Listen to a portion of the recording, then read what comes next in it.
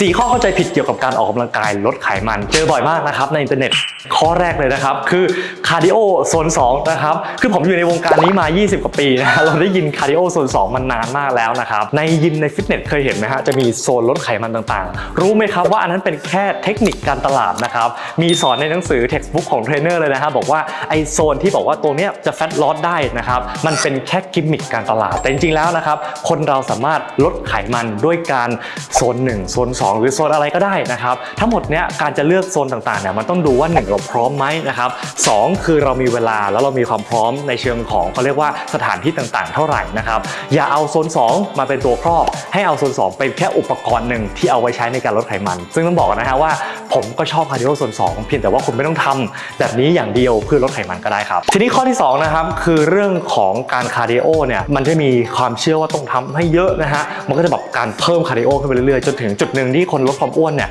แทบจะไม่ทำอะไรเลยนะครับไปยิมก็คือปั่นจักรยาน elliptical ใช่ไหมครับหรือว่าไปวิ่งนะฮะแล้วก็ทำแค่นั้นอย่างเดียวเพื่อให้เราผอมลงเรื่อยๆนะครับบางครั้งเนี่ยผมเข้าไปในฟิตเนสของคอนโดใช่ไหมก็จะเห็นคนเดิน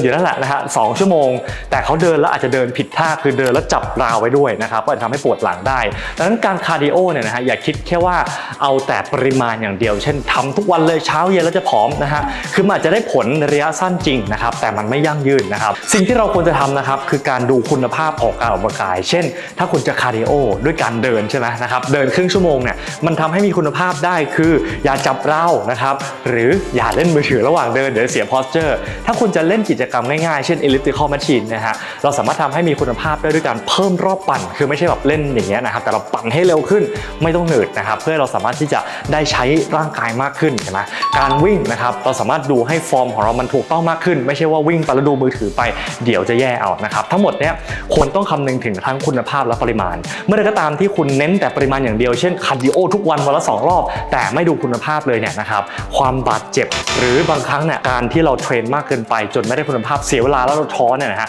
มันจะเริ่มมาเยือนและมันไม่เกิดผลดีนะครับข้อที่3คือความเชื่อว่าเราไม่ต้องยกเวทก็ได้ก็จริงแหละครับคือคนเราเนี่ยไม่ต้องยกเวทก็สามารถลดไขมันได้แต่เราอย่าลืมนะฮะการออกกำลังกายเนี่ยมันไม่ได้มาเพื่อลดไขมันอย่างเดียวนะครับร่างกายมนุษย์เราเนี่ยนะครับควรต้องแข็งแรงขึ้นนะฮะอึดขึ้นและที่สำคัญนะครับการยกเวทเทรนนิ่งหรือจะบอดี้เวทอยู่ที่บ้านเนี่ยมันช่วยสร้างกล้ามเนื้อเพื่อมา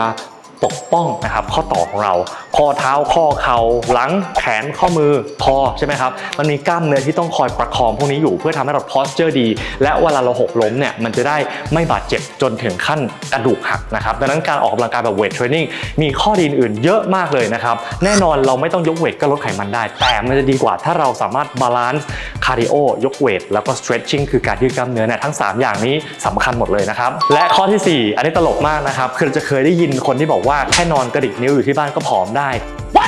ซึ่งก็จริงอีกแล้วนะครับคือมนุษย์เราเนี่ยอันนี้บอกเลยนะว่านะครับมนุษย์เราเบิร์นไขมันในอัตราส่วนที่เยอะที่สุดตอนไหนรู้ไหมตอนนอนเป็นกิจกรรมที่เราใช้ไขมันในอัตราส่วนที่เยอะแต่ในปริมาณที่น้อยฟังไม่ผิดนะฮะคือสมมติถ้าเปอร์เซ็นต์ของพลังงานทั้งหมดเนี่ยมาจากไขมันใช่ไหมตอนนอนเนี่ยจะใช้ไขมันเยอะแต่มันนอนจนผอมไม่ได้นะครับหลายคนจะคิดว่านอนให้ผอมได้ซึ่งไม่จริงนะฮะมันทำได้ระดับหนึ่งแต่สิ่งที่สำคัญคือการต้องไปดูองค์ประกอบอื่นๆนะครับลองนึกภาพดูนะครับถ้าเราไม่ออกกำลังกายเลยแต่คุมอาหารเคร่งมากกินโปรตีนชั่งน้ำหนักทุกอย่างนะฮะสุดท้ายหัวใจก็ไม่แข็งแรงอยู่ดีนะครับกล้ามเนื้อก็ไม่แข็งแรงกระดูกก็ไม่มีทางแข็งแรงขึ้นได้เพราะร่างกายของเรามันจะแข็งแรงขึ้นได้เราก็ต้องใช้ร่างกายและถ้าเกิดจะใช้ร่างกายทั้งทีนะครับก็ต้องใช้ให้ถูกวิธีเราถึงจะทั้งลดไขมันเพิ่มกล้ามเนื้อและแข็งแรงขึ้นได้ครับแก๊งดูจบอย่าลืมนะครับถ้าใครที่มีคำถามสามารถคอมเมนต์เข้ามาอย่าลืมแชร์ให้เพื่อนดูด้วยนะครับและอย่าลืมติดตามซีรีส์ Fat Loss Series นะฮะเราจะคำถามต่างๆและเรื่องราวการลดไขมันเนี่ยนะครับมาเล่าให้ฟังทุกสัปดาห์เลยครับส่วนใครที่อยากได้แนวทางการลดไขมันเพิ่มกล้ามฟิตหุ่นนะครับอย่างถูกวิธีเนี่ยนะอย่าลืมติดตาม Fit Junction นะครับหรือว่าทักเราเข้ามาทาง Line @Fit Junction นะครับเรามีโปรแกรม